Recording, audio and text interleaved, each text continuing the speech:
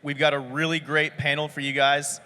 It's ICOs from an operations perspective.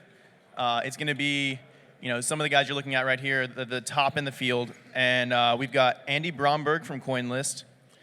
Filling in for Justin Litchfield, we have our own Tyler Evans from BTC Media. We have Stephen Nayroff from The Alchemist. We also have Jeff Pulver from The Alchemist. And we have moderating Aisha Kiani. If you guys want to go ahead and take it away. Hi, everyone. Thank you so much for joining. So we're going to talk about what really goes behind an ICO, right? It's such a popular term. Anyone and everyone you know is probably looking to do one. However, the landscape has been changing for past, I would say starting this year. So more regulations, more concrete ground on what a company can say or do. That is regulated at this point. I work at Republic. We are a Reg CF platform where companies can raise from their unaccredited investors in their token support. And I'll quickly go around for the introductions. Yeah, awesome. Thank you for having me. My name's Andy Bromberg. I run CoinList, actually a sister company to Republic.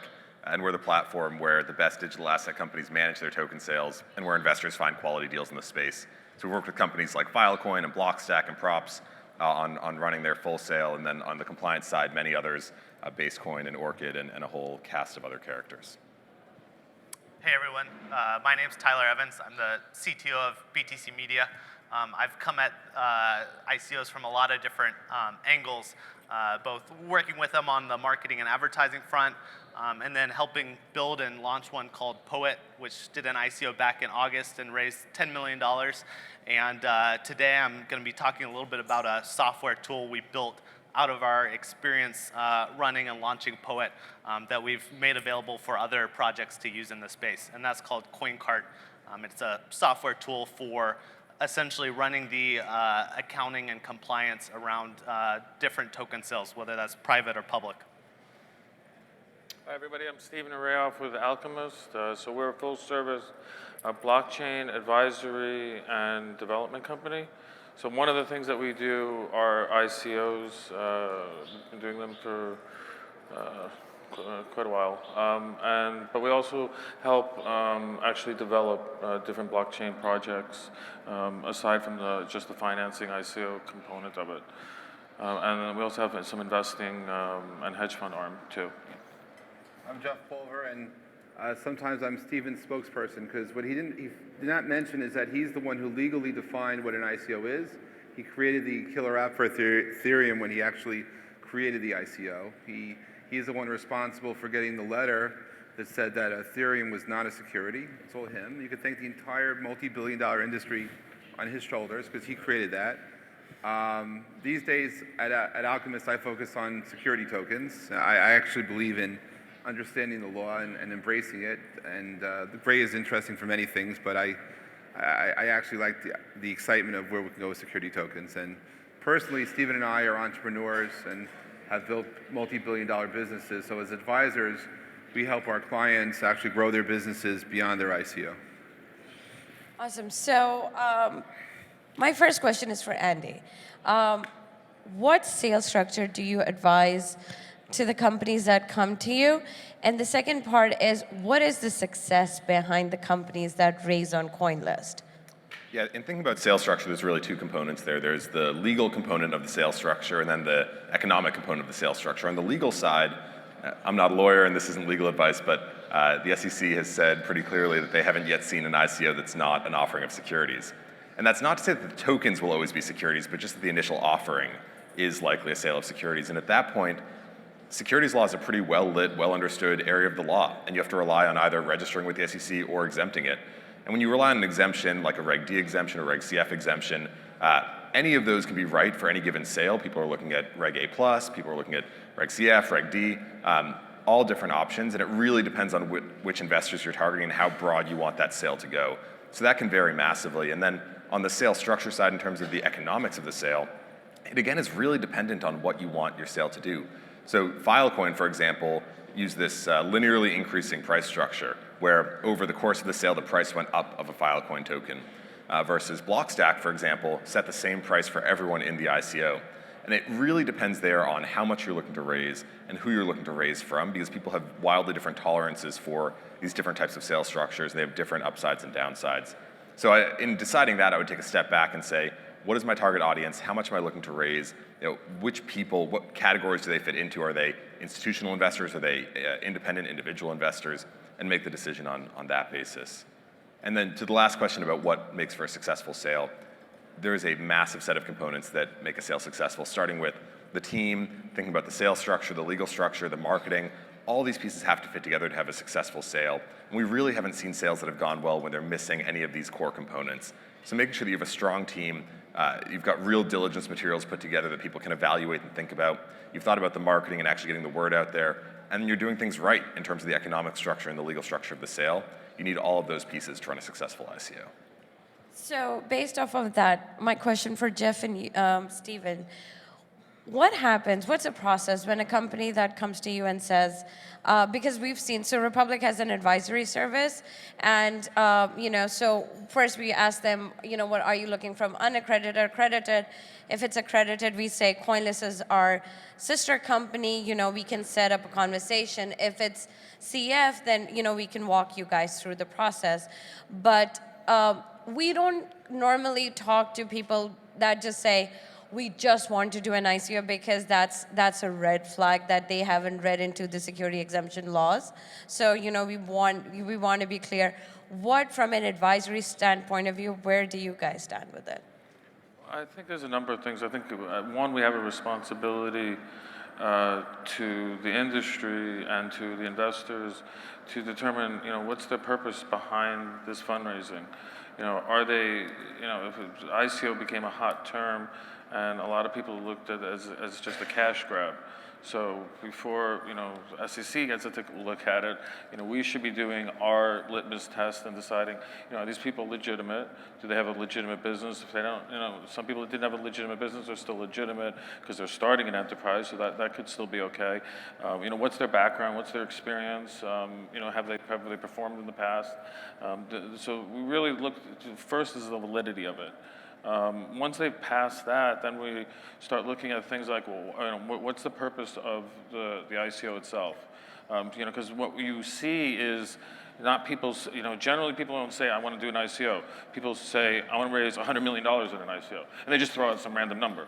And you're like, oh, okay, well, that's great. Why don't you make it $400 million, And so then the question that I throw back at them, and inevitably, not should say, most of the time you get a blank stare, and I said, what exactly do you need $100 million for? And the ones that actually give me, and this is what's called use of proceeds, which in securities realms you would have to provide to an investor in an offering memorandum, the ones that can actually give me a concrete answer. And the answer is, we need to do this, this, and this. But the answer should not also be, it's another nuanced but important point, is that people are looking to do, I've been a VC for over a dozen years. And we do A rounds, B rounds, C rounds, right? And then somebody eventually, hopefully, some go public. And people are looking at ICOs as doing all those rounds and the IPO. And we're like, well, we need enough money for the next 6 years. And I'm like, well, that's not the way it's really going to work. And so we try to scale, dial them back and say, let's make this a reasonable offering. And people have to understand that, as they'll develop, there's opportunities to do other offerings. And depending on how you structure it, with your token distribution, for example, companies can keep more. We're advising companies right now, keep a little bit more, raise a little bit less, and 2 years from now, when you need more money, if you're successful and the market has deemed you to be successful, you can do a secondary offering. Jeff, would you like? I would just add that it's not a gold rush, and when someone wants to talk about an ICO, usually I say coffee, because I really want to understand what it is they really want. And it's really, as Stephen was saying, for us, it's intention and purpose. And understanding what they're intending, understanding what the purpose is. And in some cases, it's a misunderstanding as far as what they're trying to do. The biggest shock is when I tell people that that they're going to be a security, and that we have to actually approach this by following the law and do an offering memorandum. And now, all of a sudden, I start getting pushback from people who want to do business with me, and it's a little uncomfortable. But I explained to them that just like capital murder, the SEC, the laws of rescission go back forever, and that unless your favorite color is orange, you should be careful and cognizant of what the rules are. And so now I get their attention. Now they're scared, or just not want to do it anymore. And so, but to Stephen's point, there are places we deal with companies that are startups that want to raise as much money as possible right now, forever, and we're dealing with companies that are making $100 million a year. And so instead of doing an IPO, they're looking at an ICO as an opportunity to do it. But the magic here, which I'll just get into for a moment, is that we're at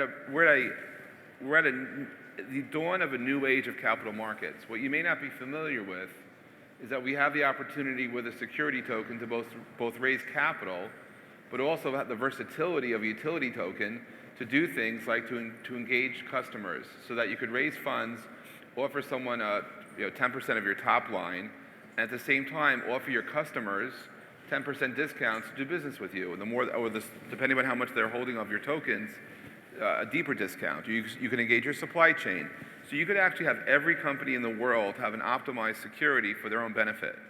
So the reason why we believe it's a 4 quadrillion opportunity, it's a very big number. It's because we believe that the entire capital markets infrastructure ecosystem is going to reboot.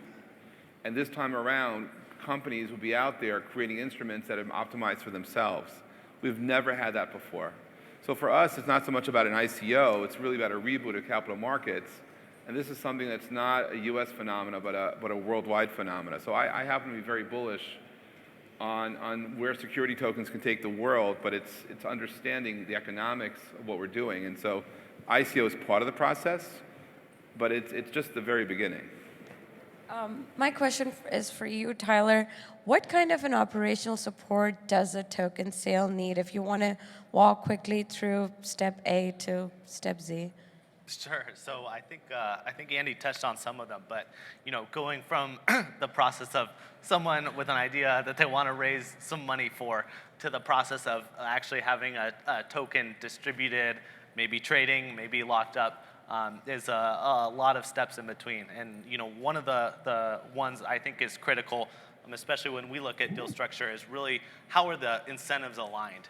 Because with this token model, there's all sorts of ways to set up the sale to incentivize different raise sizes or different participants. And while there's a lot of creativity, that can lead to the incentives getting really out of whack for the super early investors or for the team or for the customers. And so setting up that sales structure from the get-go to try to achieve the right ecosystem and community, whether that's through lockups or through how you structure the different tranches of the sale, is pretty critical.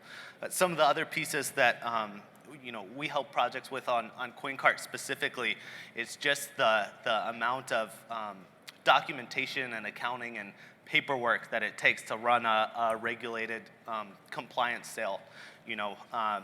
Whether you're making different decisions about what tiers of investors to allow in, or what sort of KYC or accreditation checks you want to do, and then pricing that with your probably variable pricing scale, and then being able to get an accounting at the end of your token sale when you're using a platform like CoinList and you're raising some privately, and maybe you're plugging into a different platform in Japan or in Korea or internationally, and being able to kind of reconcile that and then plug and play that into a smart contract, whether that's on the Ethereum blockchain or Stellar or hopefully someday soon EOS, to get your token out there and trading. So my next question is for you, Andy. Last year, the reason ICOs, token sales, got so popular was because anyone can buy a token, right? Whether it's in pre-sale, whether it's in post-sale, if you know someone that's getting into a deal, you can get it. And then I was also one of those people who got a voucher from Blockstack. It was incredible on CoinList's behalf to issue 3,000 worth of vouchers to anyone that's not accredited. So that's CoinList offered to one of their offerings. With the current SEC probes going on, How much do you think they're considering inclusivity in their format? Do you think going forward, the market would just get extremely divided between accredited and non-accredited, or there will be a new form of inclusion in one way or the other? Yeah, I think there's really two levels of inclusion to talk about here. One is on the legal side, the difference between today and the US securities law frameworks, accredited and unaccredited. And the second is actually about access. So on the first, I think we're optimistic that there will be more and more thought from the SEC and other regulatory agencies around how to open up these investment instruments to everyone. But at the same time, we live in the United States and the government does have a mandate to protect investors. And there are an incredible number of low quality scam and fraudulent ICOs. And protecting investors from those ICOs is something the government sees as their responsibility. I don't think the idea of an accredited investor is going to go away. And I do think that most ICOs are going to be considered securities for the foreseeable future. And that means that you will either need to be accredited under a number of exemptions that an ICO might use, or unaccredited under a separate set of exemptions. And that framework, I think, is going to persist no matter what, at least in the United States.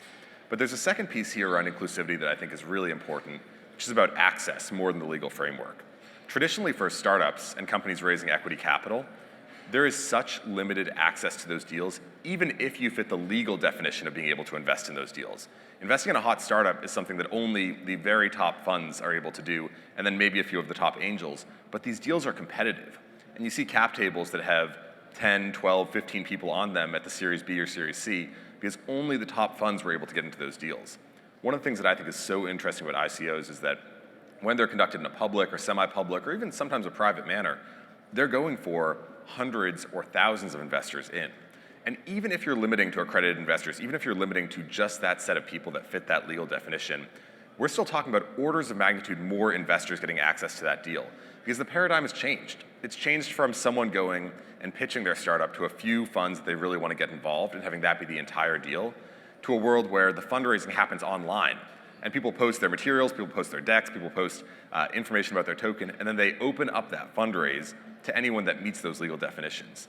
And so we're seeing this inclusivity on a scale of orders of magnitude more than we did in traditional financing, and allowing for people that aren't connected physically and through relationships to the founders of top startups to invest in these startups, I think is really interesting. And it goes back to the point that Jeff made and the Alchemist team makes, that securities tokens in particular are a way to engage your audience, engage your customers. And it may be that your audience and customers fit the accredited investor definition. And allowing those people to invest in this sale, get access to the deal, and then be aligned with you moving forward is something that traditionally in more normal equity financings has just not been possible. Your customers haven't been allowed to invest unless they're really one of the absolute biggest ones. And moving to a world where now anyone can that fits the definition, I think is a massive step forward for inclusivity in startup funding and in incentive alignment. Question for you, Tyler. Do you think US would be the first country to pass regulations, or do you think it's going to follow suit of, like, let's say Switzerland or China, or as the market matures? So that's a great question, and what's so interesting about this phenomenon is how truly global it is, and how you even have sort of hyper-local ICOs now happening around the world in markets like Russia, even a couple now in South America, where it's a community of Spanish-speaking people that are all investing into something built there in their country. But from a regulatory standpoint, we've seen a couple governments that have kind of come down heavy-handed, China being the most notable to kind of get ahead of this. But to U.S. regulators' credit, it seems like they're taking kind of a very wait-and-see approach in terms of wide, sweeping, definitive legislation about this topic, and really looking at individual deals, individual sales, how those play into existing regulations. So I don't think that we'll see anything definitive on ICOs specifically anytime soon, but instead maybe more clarifications or guidelines about best practices and how the SEC is interpreting this in the framework of the Howey test and existing securities legislation. Thank you. My next question is for Stephen and Jeff. What do you think the current market sentiment is? Are people excited? Are people bummed that the prices went down? Are people excited about new innovation? Where do we stand currently? Well, I think it depends on the type of project. I mean, it's not.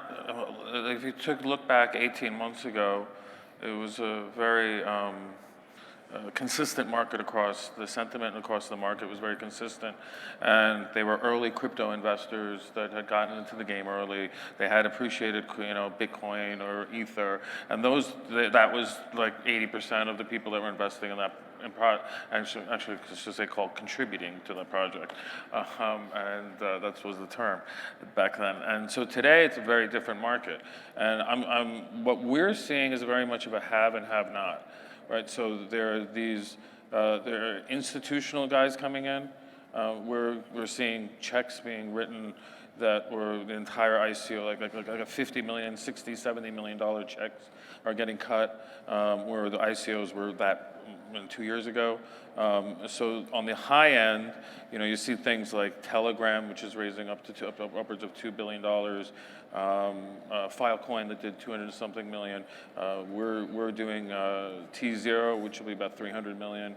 And so there's a tremendous amount of excitement for these large projects that are worldwide in scope and have a lot of breadth behind them, right? So I mean, the different ones I've just mentioned, have hundreds of millions of users and tons of history. On the other hand, there are smaller projects that are also getting a lot of attention right now. And people are looking for small market caps because the larger ones, not the massive ones, but the ones in the middle, a lot of people have gotten burned on those. So one of the first questions that we're hearing from investors is what's the total market cap? If it's 10, 20, 30 million dollars, they seem to be more excited. When it's 100 million, then they start questioning a lot more. So it's like the really big deals and the really small deals tend to be in favor right now. And I think when the regulations kick in, then you'll all see a lot of different, you'll see a lot more established businesses. You'll see people, delisting from securities, traditional exchanges, relisting on a securities token exchange, and the whole market will be changing. So I think it's what we're seeing right now is a vignette of time. So everything I just said, it will probably be all wrong in 6 months. And I think this market goes in about 6-month cycles. And at some point, when probably over the next few years, we'll kick into some easy consistency. I would just add to what Steven's saying is that it is about access, except the access I'm seeing is the excitement of hedge funds, particularly. Until recently, there's $3 billion of hedge fund money playing in the crypto side, but there's $3 trillion waiting to get in. And it's the advent of the security token. And actually, so as far as mindset goes, I'll tell you from my friends on the investing side, they're really excited about being able to invest in assets they can classify. They really don't have an asset class known as utility. It just doesn't exist. And so trying to then deal with custody and stuff, but they're getting there. So for me, there is tremendous excitement on the possibility of what we can do with security tokens for purposes of engaging literally trillions of dollars into the ecosystem. And that's getting stronger. That's different than the entrepreneur's sentiment as far as me, what can I do now? And that really is market timing. On the regulatory side, I took an initiative and I recently started something called the Security Token Association, where globally I'm promoting best practices amongst advisory firms, exchanges, ICOs. I personally think an ICO should stand for Internet Crowd Offering. I think people should remember that the money is coming from the crowd and that we should deal with accounting accountability when it comes to what a company did prior to an ICO, during the ICO, and reporting post-ICO. That if we as an industry can actually be accountable for what we're doing and provide guidance to the people who have invested with us. So I've been going around the world hosting meetups and meeting with all sorts of interesting people. And by the way, on the accounting side, we need gap and tax issues. We need to understand how things to be handled. And specifically with dealing with regulatory uncertainty, I have a history of this in another field in telecom, and I can tell you, having open dialogue with regulators is great. I do believe currently we will end up with a safe harbor that I think the DMARC is probably July 25th of last year. before a certain SEC chairman came out and said what he said with his report, and that we will have certainty if people are bad actors and are behaving badly, they will be taken out to the full extent of the law. That we will have guidance and a great opportunity to comply. So there's going to be a safe harbor, an opportunity to comply, and for people to go into 2018 and think they're going to issue a utility token and get away with it, I think they may want to find new counsel. I just wanted to add one thing. So over the past 2-3 years, we saw hedge funds investing, and for the most part, it was usually the managers of the hedge funds because their charters didn't allow it. The thing that I've seen that's been really shocking over the last 3 to 6 months has been the very conservative institutional investors, like family offices, insurance companies, those types of players having. They're not investing yet, right? But the level of interest has just gone through the roof, and we're getting phone calls literally almost daily from them. They want to understand the process. They're trying to understand what portion of their portfolio should they allocate to this market, that kind of thing. So that's a really promising. I think it's going to take a little while for them to come in, and I don't think they'll come in until they get some of this regulatory certainty. But I think that's coming probably sometime in the next 12 to 18 months. Can't be much longer than that. Awesome. So before I start the Q&A, any last minute thoughts from each one of you that you didn't touch on? Yeah, I guess the overarching point I would make is that when you think about what makes or breaks an ICO, there are a lot of factors that make an ICO, and you need all of those in the mix to have it be as successful as you want it to be. There is one big factor, and this actually goes back to Tyler's point earlier, one big factor that can break an ICO, and that is lack of regulatory compliance. And something CoinCard helps with, Coinlist helps with, Alchemist advises on. Everyone who is doing the right thing in this space is thinking really critically about compliance and where the regulatory landscape is going and doing the right thing. Because at the end of the day, you can make mistakes in the course of your ICO. You might not nail the marketing, maybe you didn't pitch something right, but if you get something wrong on the regulatory and compliance side, that can be game over for you and the company. And making sure that you are paying absolute full attention to that, getting the best counsel you can, and making the right decisions is critical to the long-term success of what you're building. I want to jump in on what Jeff said about internet crowd offering. I think that's a great way to think about it. And I think why this phenomenon has grown as quickly as it has and captured so much brain share is because it democratizes the technology and really levels the playing field for retail investors or for people that never had access to these deals. And so the pendulum really swung that way in the early days of ICOs, and with that comes a huge responsibility, to protect retail investors, which the regulatory bodies really care about.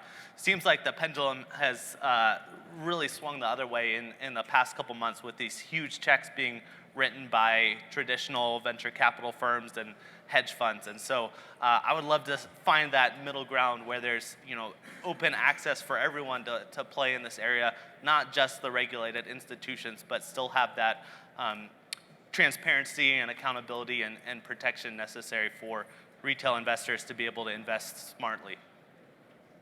I would just say that there's this great excitement about blockchain, right? And that's kind of this underlying plumbing and this amazing new technology that's come out, and that's enabling things like Poet as a perfect use case. I mean, that wouldn't exist without the blockchain. It wouldn't be feasible in that fashion. I think at the end of the day, you have to transport yourself back. For anybody who remembers the 90s, right? And when people thought that it was a good idea to lose money on sending 50 pounds of dog food across the country. So I would say it's a business, right? I don't care if it's a protocol, if it's whatever they want to call it, a project. I have problems with the term project myself because I think you should look at it as a business, right? So if it was me, I would transport myself 5 years into the future, and then I would look back at that person that is looking to invest and be like, is this really stupid idea? Is this something that actually can take off and eventually make money? And will this token, this is really important, not only will the company be successful, what is it that you're buying in this token? And it's really important because a lot of times we've seen a lot of money be raised by some really well-known projects where I can very easily see the company being successful and the token holders not, because the interests are not aligned. So I think you really need to think about that as a real investment and dig deep into the details. And from a perspective of where we're at, for those of you who were involved in the internet boom, it's not even 1994 yet. There'll come a time when you'll realize that the wealth creation opportunity we've had here is much greater than the commercialization of the internet. That if the 90s gave us people who went broke, millionaires and billionaires, this blockchain revolution will bring upon the era of trillionaires. It's inevitable. Somebody will wake up, look at their phone, and say, "Oh my God, I don't know what you're going to do when you realize you have $1 trillion worth of something." Hopefully there are tokens that will be worth something in 5 years. So we have like about 5 minutes or so. We'll take some quick questions. So on the on the ICO side, issuing a security token under a private exemption, what path forward do you see for these tokens? Is it something that will turn into a utility token once the product is built? Or is it something that will require a registration statement to make it transferable in the secondary market with the SEC being okay with it? What is that question? I can touch on this quickly, I guess. Yeah, in terms of security tokens, the path forward once they have their primary issuance, there's really two categories. One is something that plans to be utility in the long run. I wouldn't call that a security token. That's an issuance of securities where the underlying asset will eventually convert into a utility. But then there's these pure security tokens that represent whether it's revenues of the company, equity in a company, some other asset or underlying security. Those we think will always be securities, and they'll need to trade on regulated exchanges or marketplaces. You'll hear the terms ATS, an alternative trading system. You'll hear national securities exchanges. Building systems for those to trade is critical. It's something CoinList is working on, something T0 is working on. There's a lot of companies out there trying to build that infrastructure, and that needs to exist before these tokens really become liquid and can reach their full potential. Because a lot of the promise of these tokens is the liquidity. And if the platforms don't exist to trade them in a liquid and compliant manner, that just won't happen, and they won't be any better than traditional equity. So, yeah, I think the path forward for securities tokens absolutely is, full compliance with U.S. laws and trading on platforms that actually handle that compliance and make sure that the liquidity is there. You are seeing a trend right now, a number of offerings that they're doing a security token, traditional, very similar to traditional security offering, and then they're doing a separate utility token, which they're not selling, and they're doing what's called an airdrop, and they're just giving it out in order to do something, engage their ecosystem. So they're not actually doing an ICO for that second token, and that's a trend that you're seeing. I think that's going to just pick up. We have a question. What percentage of ICO capital has been raised or being raised? Is it coming from these ICO marketing platforms as opposed to direct investors or VCs or things of that sort? And then the follow-up is that are these ICO marketing platforms, are they registered BDs or how do they, or if they're not, how do they bypass the security code? So you can talk about CoinList, and so I'll quickly touch. So we're sister companies, CoinList and Republic. Yes, we both are SEC and FINRA registered, and just touching it. Wednesday we have SEC visiting just to see how we're doing it. We have registered brokers license, and whoever all of like escrow agents, like all of the vendors that we worked with are also registered.